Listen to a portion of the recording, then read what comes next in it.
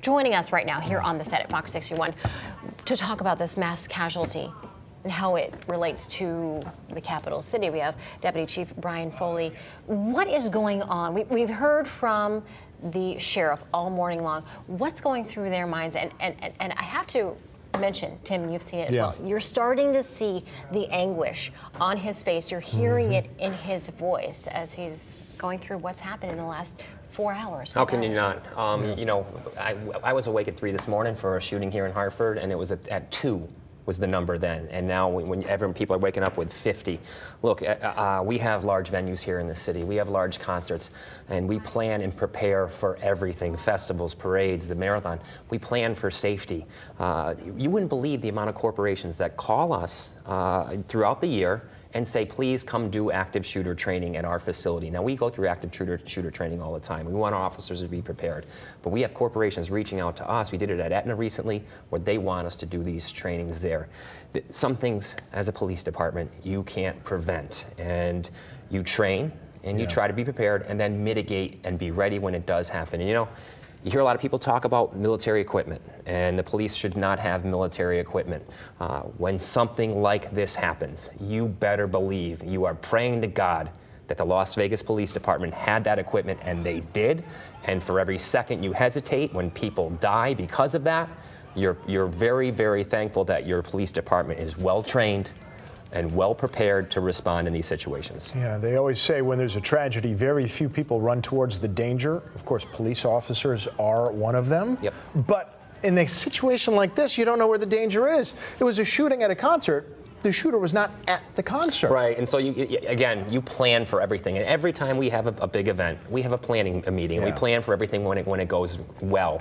At the end of the meeting, we talk about what about when it goes bad. Okay, now let's talk about when something bad happens. How are we getting these people to the hospital? Which way are the ambulances to go? When that hospital fills up, which way we're going to go? Then you start thinking about traffic, getting in and out, getting the ambulance in and out, getting your officers prepared to go in and eliminate a situation. There's so much planning that goes into these events, and some things you just can't predict.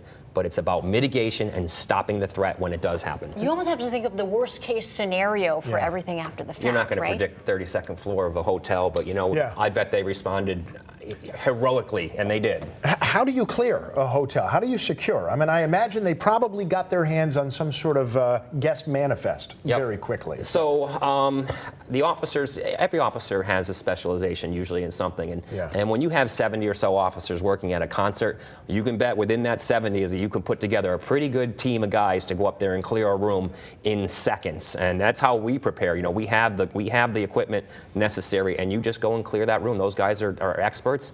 The city of Hartford is so lucky to have a police department that is so mobile and so ready to go when these things happen. This is just such a tragic situation for the whole entire country. It is difficult to even read the headlines. I shut the TV off when my daughter was getting ready for school this morning. I honestly, at this point, don't blame you. I was saying before, every time there's a new update, the numbers are getting worse so quickly. Horrifying. That even though we want to know more information, I almost don't want to know information. Talk to me about the challenges. Well, actually, you know what? Let me go back a second. You mentioned some of the military-grade equipment that police have. What were some of the ones they would be using in this situation? How did they use it to great effect? I'm only guessing long guns, having not seen what happened in Vegas, actually how it broke down, how the entry. But entry would need to be made into that hotel room. On the 32nd floor, you know, you're not going to be able to pick somebody off out of a window, the average cop on the street, let me put it that way. And I'm sure Vegas had snipers. But still, you know, they're going to make entry into that room, and they're going to use either the armament, you know, and that's the bulletproof vests and the attack vests, and then the guns. We don't have any that we got from the military. We are not a military police department. We don't like to brag about it. We don't like to talk about it or show it. But it's there for exactly these types of circumstances. And what kind of steps, any new steps that you're taking? We know the Hartford Marathon is coming up just 2 weeks away. Well, so we prepare. And is this incident, is this going to change things for you? You guys are going to go back to the drawing board, think about new scenarios, new possibilities. So the new old scenario was the vehicles driving into crowds. And we're taking some pretty special steps to mitigate that this year at the marathon, where we're going to have heavy trucks stationed all around the starting and finish line so vehicles cannot get through into the crowd, because that's what you were seeing around the world. And now this pops up. Yeah, it's certainly an anomaly. And how are you going to predict the 32nd floor? It's just not going to happen again.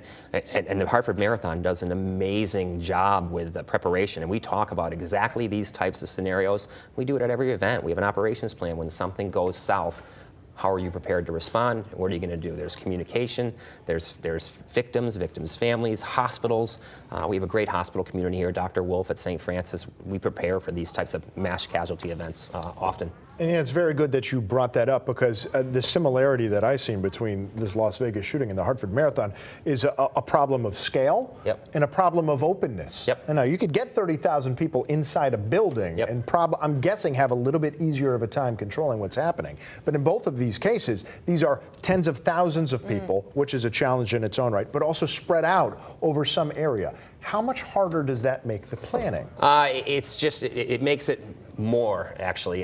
But we have technology in Hartford, and we have the crime center here in Hartford that helps us cover more area and is a great assist to our police officers. But you'll see, there's a cop on every single corner during these mass events where we have a lot of people in our city, be it a concert, be it a parade. There's a cop on every corner. They're friendly, but they are extremely well trained and mentally and physically prepared to mitigate one of these scenarios when they do happen, like all cops around the country. I'm obviously biased towards the women and men of the Hartford Police Department. Now, because of what we've seen, things like this can happen anywhere. We're all vulnerable. What do we do? What do we need to keep in mind when we're at events like this, either a concert, the Hartford Marathon, any other outdoor festival, where people, thousands of people, are exposed like that, and you never know what could happen? Well, I mean, it comes down to the run, fight, hide. Okay. Basically, or run, hide, fight, whatever order you want to put it in. My order is going to be different than your order. Fight's coming up number one for me, but other people, you just got to be calm and stay calm. But I know it's so easy to say, and run. I mean, that's run and hide. If you can do that, do it as calmly as possible and just try to save your life. And if you can save others, do that as well. Yeah, some people run. A lot of people there opted to just sort of fall down and make themselves as small of a target. Is that viable, or in all cases should it be run? You know, I'm not going to tell another human how to react. Yeah, I know. You can't legislate instinct. In that type of situation, you got to do what you think is best and make a judgment call and go with it. That's not something that I could second guess. I know I would probably want to run, but again, if I wasn't there, I can't begin to imagine how those poor people felt. Yeah. And again, it's tough to tell people to remain calm, because we're hearing also there was a bit of a stampede, everybody running at the same time. You have to imagine. I can't imagine the ambulances, getting the ambulances out to the hospitals and the traffic and people getting to their cars. And it must have been a difficult situation handled by the Las Vegas police. Okay, well, Deputy Chief Foley, thank you so much for taking the time. Thank you. Yeah, a pleasure to have you on here. Certainly, thank you. And we do have a live picture, we're being told, of the 32nd floor at Mandalay Bay. I'm really curious to see it. Yes. Okay. This is what we suspected. We were talking about this, questioning so many windows in Las Vegas do not open. It's clear right there, well, one of them, at least, was blown out by the shooter. Yeah, curious that there's two windows. I'm not sure if maybe the other shots were fired from police. We don't know at this point. Yeah. But that confirms what we suspected, at least going on. Stay with us. We're going to have a lot more coming up on the mass shooting in Las Vegas, Nevada when we come back.